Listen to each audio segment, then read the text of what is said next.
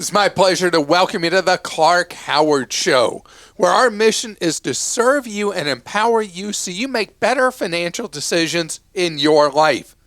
In this episode, I have a story to share with you that I recently experienced with my teenage son that is really demonstrative of where our heads are right now with inflation. And speaking of teenagers, if you've got a loved one who is going to education after high school, whatever that is, I want to talk about that process and what minefields you got to look out for as you're guiding your young son or daughter into the education system outside of high school.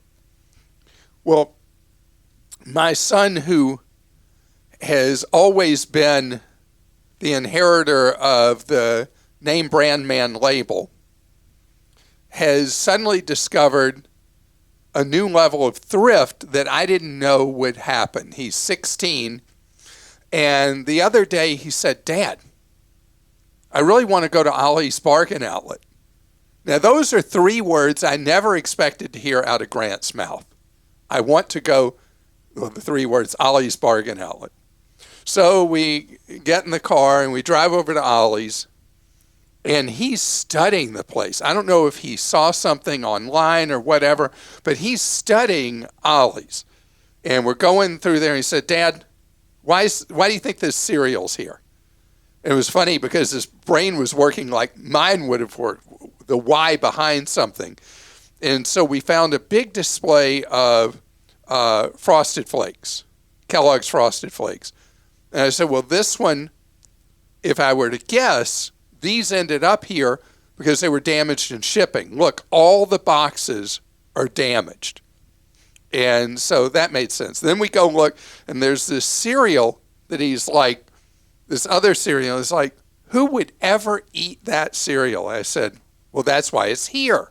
Because some food manufacturer thought there would be real demand for this particular cereal, and there obviously was not, and now here it is at Ollie's. And we went through each department. I mean, it was like we were at a school field trip and talked through how these bargains ended up in Ollie's in each category.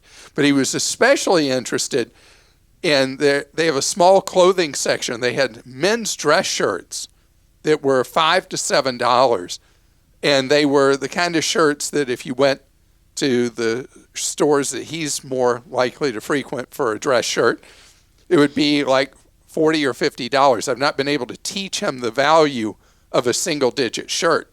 And he's looking at this shirt, and he's like, "Dad, this shirt looks fine." I said, "Yeah, but for whatever reason, it ended up here. Manufacturers overstock, retailers overstock, irregular something is why it was there."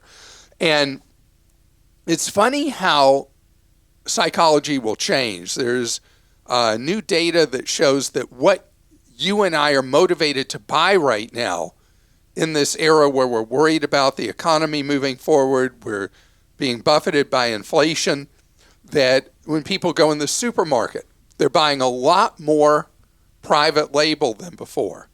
They're doing what they call, what the food manufacturers call the trade down crowd. That people are trading down to buy maybe a cheaper version of Tide or a cheaper version of whatever the brand name is, or they're buying the store brand. Now, in my world, the trade down buyer is actually the smarter buyer because you're getting more value for each dollar. And it is a time, anytime we feel that pressure, we do become more careful about how we shop. What would be the problem with buying, if you eat Frosted Flakes in your house, what's the problem with buying the box at Ollie's for less than half the cost of buying in your supermarket? Does it really matter that the box is dented? Now, if it was a canned item and it's got dents, that can be a different story. But when it's a box of cereal, come on.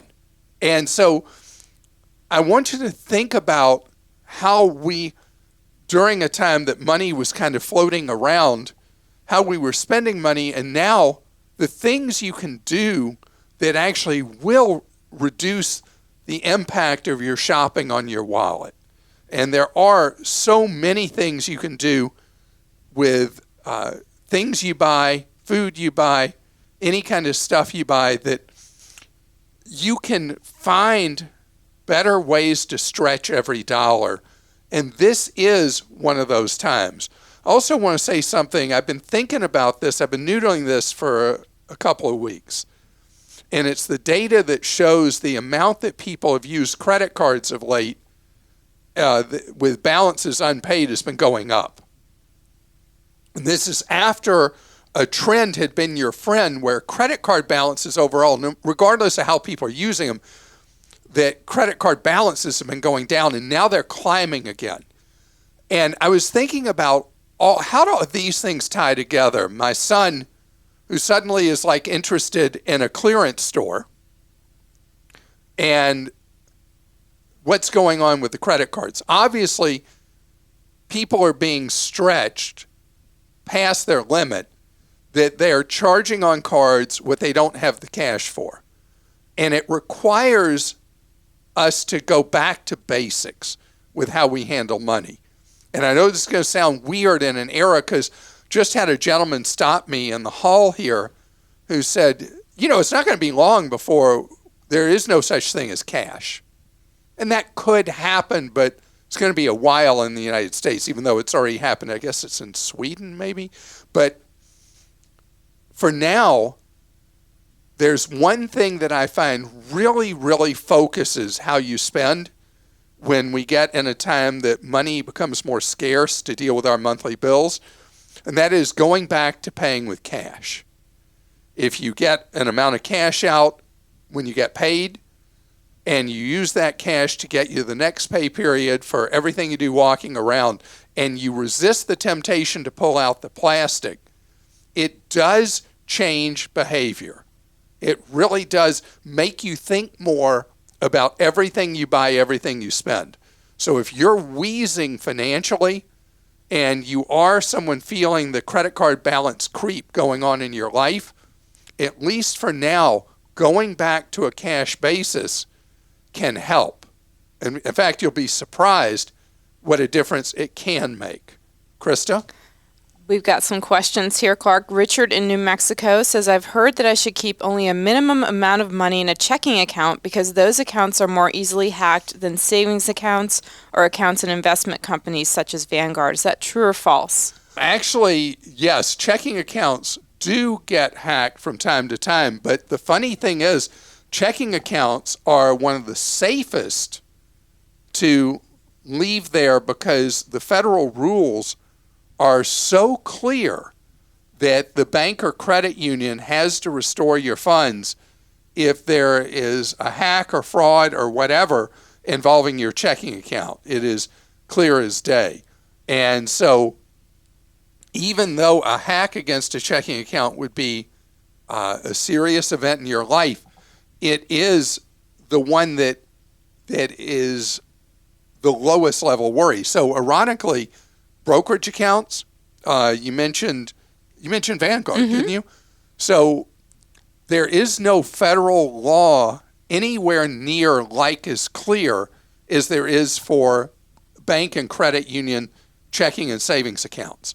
So your greater risk and where criminals are more interested in going is after your brokerage accounts. Banks have not become irrelevant in our lives, but they're much less important than they used to be. And they account now for somewhere around, I think it's 9% of people's overall money. So the real game, I mean, why did Jesse James rob banks? Because that's where the money was, right?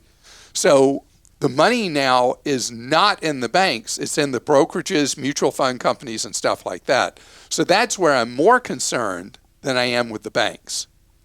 And this is from Tony in Florida. My wife and I have always been adverse to leasing a car. We are looking at a Tesla. As my wife now works from home and drives very little, coupled with the state of purchasing a new car, does it make sense to lease an electric car versus purchasing? I have friends that have leased Teslas in anticipation of new batteries coming out by the end of the lease term. We're just not sure if leasing an electric car makes any sense at all. Yeah, Tony, this one is a tough one. So there are certain electric vehicles that leasing, in hindsight, absolutely made more sense. Nissan Leaf is prime case number one because the Leaf, the battery packs in it have been so obsolete over the years. In fact, of electric vehicles that you could buy right now, the Nissan Leaf is considered to be the best deal in America because it's kind of unloved. The range is 100 and something miles total on a charge for the newer ones, and they cost less than the average gas engine car. So they're a great option for a commuter vehicle. Right now, because of the cost of money, leasing a vehicle is not really something that works out that well. And you take Tesla, Teslas have generally held value very, very well.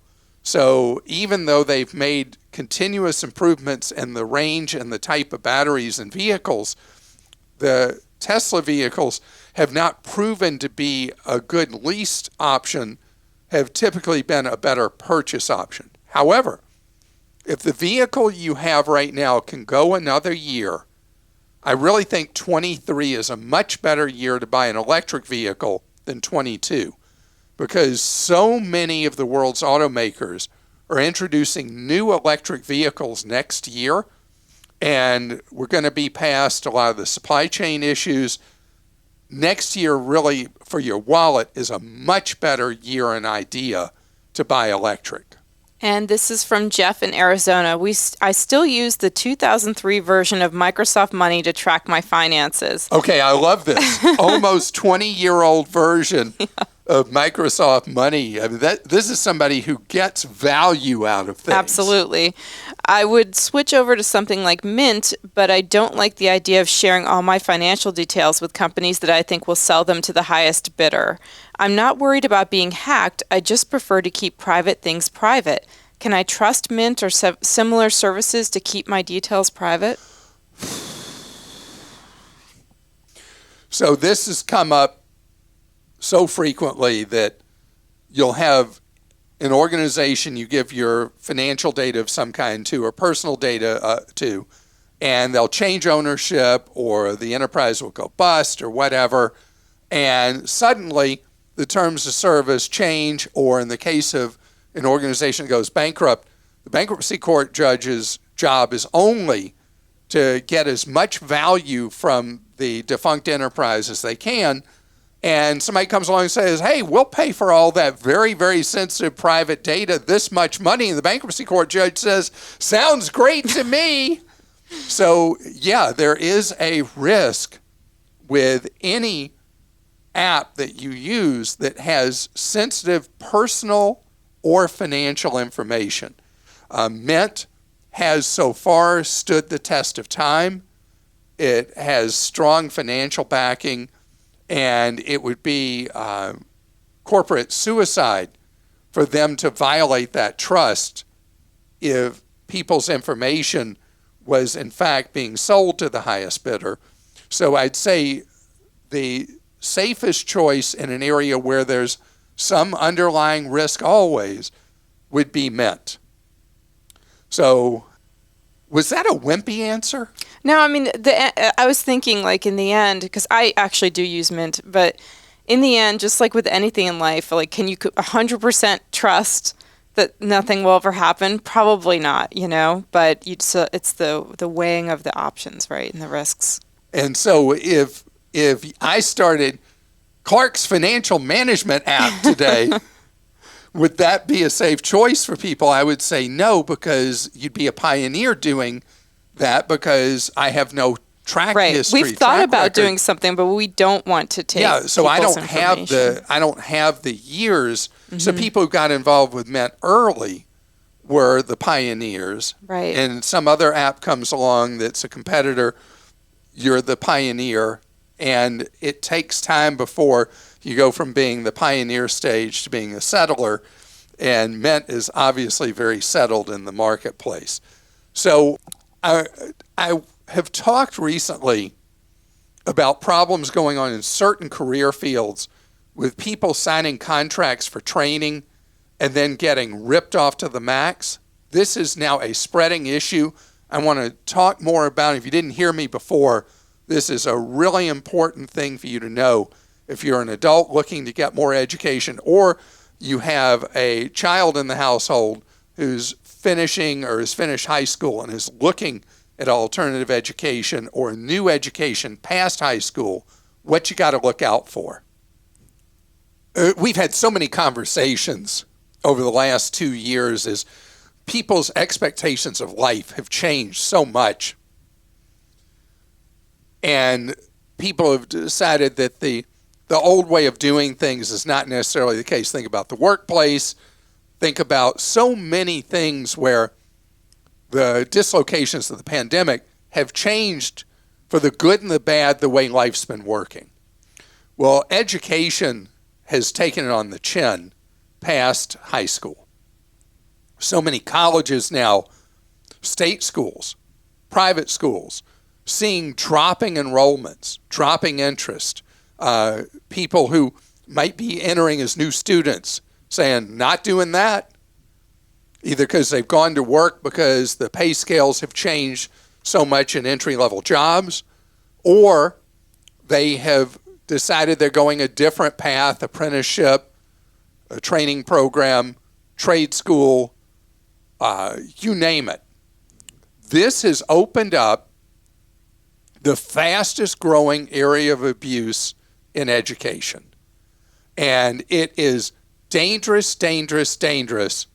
And I got to lay this out for you. And it so much follows variations of what I talked about with the over-the-road truck drivers earlier this year, where people are signing up for free truck driver training programs and not realizing what they've signed their name to is not free at all, and that they can end up owing many tens of thousands of dollars for what can be just several weeks of training that may be completely substandard training.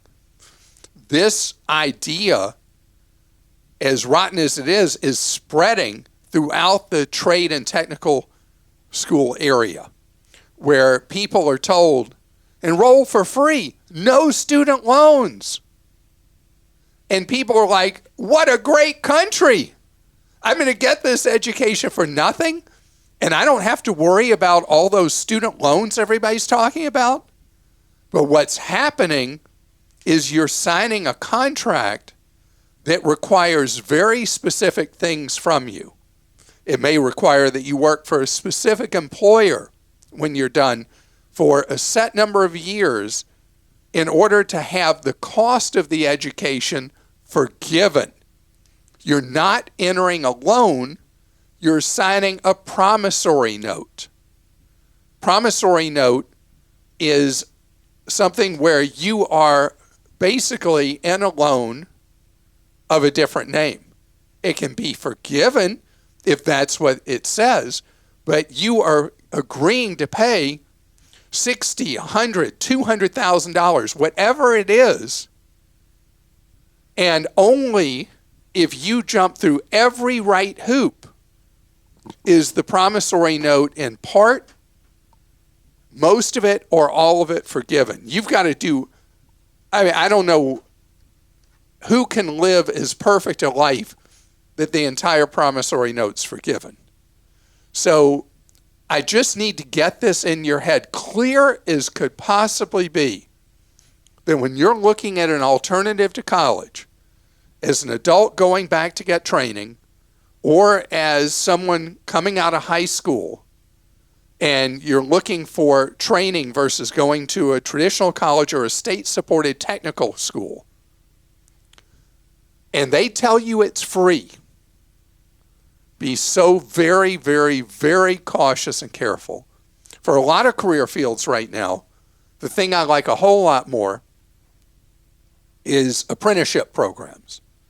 Apprenticeship programs work like this. You start off as a trainee working in a job, and you make a low wage, but a decent, relatively decent wage as you train. and then typically over a multi-year training program that usually will be, in most fields, a minimum of 3 years, you develop the skills that you become a licensed tradesman or whatever the equivalent category is called. So instead of you have some classroom work, obviously, some learning to do, but most everything you do is on the job. So you are earning while you're learning, and then that earning and learning path leads you to a career with good pay. That's what I want you to be looking for when you're looking for an alternative path to college. It's very common in parts of Europe. In Germany, it's the way it's been done for generations. And that's why Germany has one of the best matches of workplace needs and workers looking for well-paying jobs, is because Germany has always played this match game through the apprenticeship programs. It'd be a great thing for us to really think further about and develop more in the United States. Christa? This is from Michael in Oklahoma. I am 39, and my wife and I currently have $500,000 saved in retirement. We also have our home paid for. Wow. I know. With these milestones reached, I've been exploring changes in my life to allow for more altruistic approaches on how I spend the rest of my working life. I've considered many paths and potentially may want to explore all of them. That said, many of these job changes would pay significantly less than what I currently make. My question is, have I made it? If I leave the $500K alone and allow it to grow without additional investment, I'm coming up with $3 million at retirement at 7% growth. Can I bag work and go find my passion? Is this a bad idea? Is my math off? Just how crazy am I? Clark, you're a good man, and I need your advice. Okay, so I love everything about this, Michael, because this is what financial independence is about exactly. You don't have to say, I owe, off to work I go. You have developed such great habits with your money that you're free at this point to explore doing things that are more the line you'd like to do. And so you're right. You leave that nest egg alone by historical averages, and 7 is probably realistic with how overvalued the stock market was till recently. You will see that money continually double in value. By the time you retire, you'll have a very hefty nest egg to live on.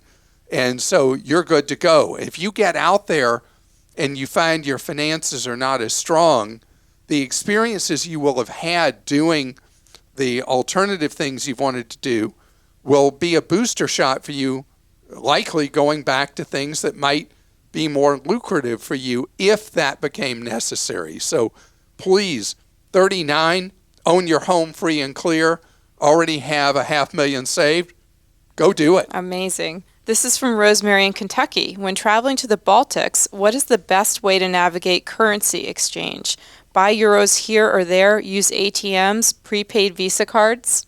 Rosemary, you do not in any circumstances ever, unless you want to blow money away, exchange U.S. dollars for a foreign currency in the United States. We have the least favorable exchange rates in the world in the United States.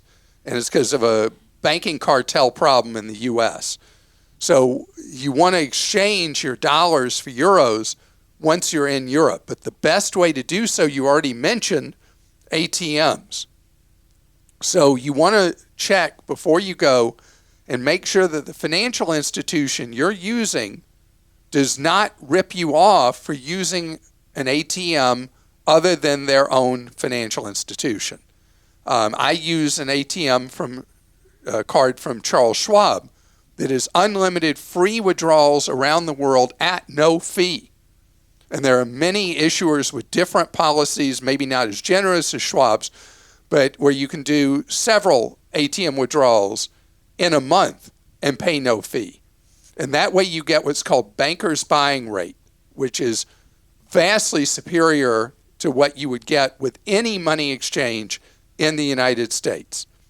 The other thing Can I I just say, make sure you let your bank know where you're going. Oh, yeah, because, even when I do, Schwab will I know, but we've me. seen a lot of staff members on our staff trips because they forgot to tell their banks. Yeah, with credit cards, with your ATM card, you need to go on and there'll be a travel advisory notice that they have on their app or on their website. You do that before you go. Now, you mentioned prepaid Visa cards. If you have traditional credit cards, that's the best for you to use, not just in Europe, but in much of the world. And so you want to use a credit card that has no foreign currency transaction fees.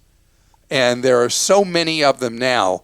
And that means that you get the official banker's buying rate again. So you buy something in euro, and when it bills you back in dollars, there's no junk fee you're having to pay. And that way you get what's called banker's buying rate, which is vastly superior to what you would get with any money exchange in the United States.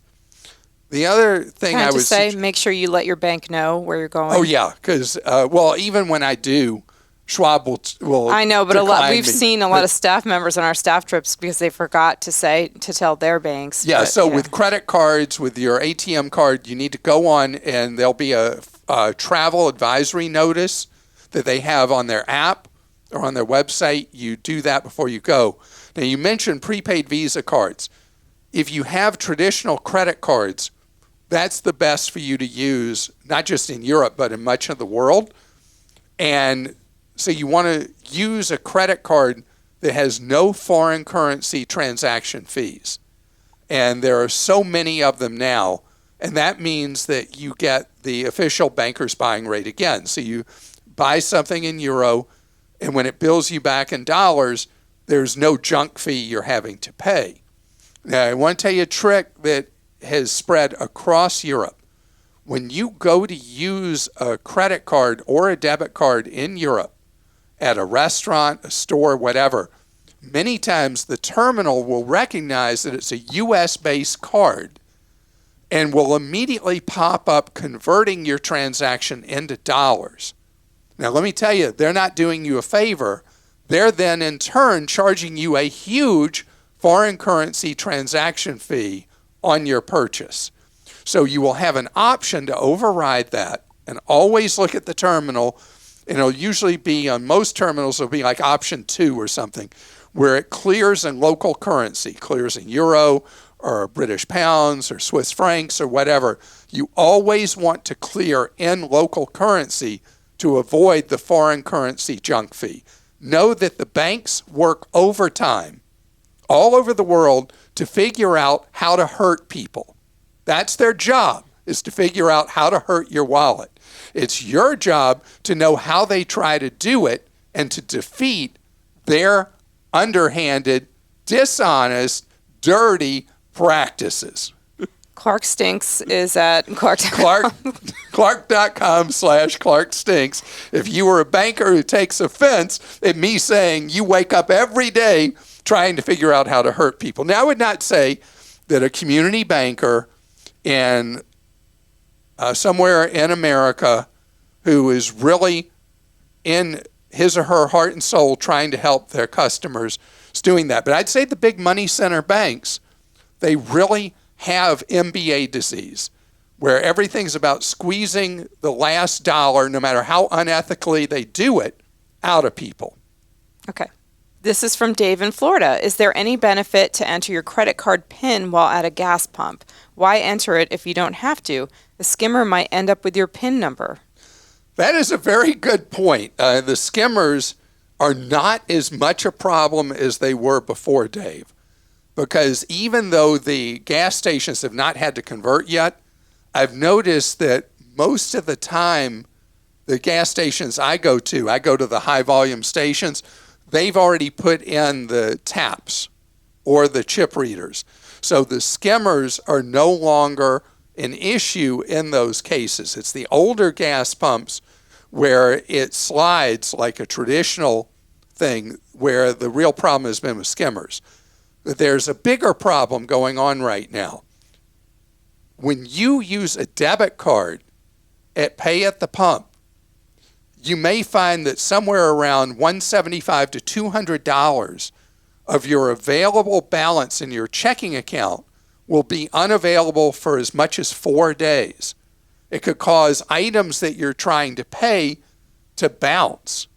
And it's how the system works. If you go inside at the gas station, you say, I want $20 on pump 6, then they're not going to do that.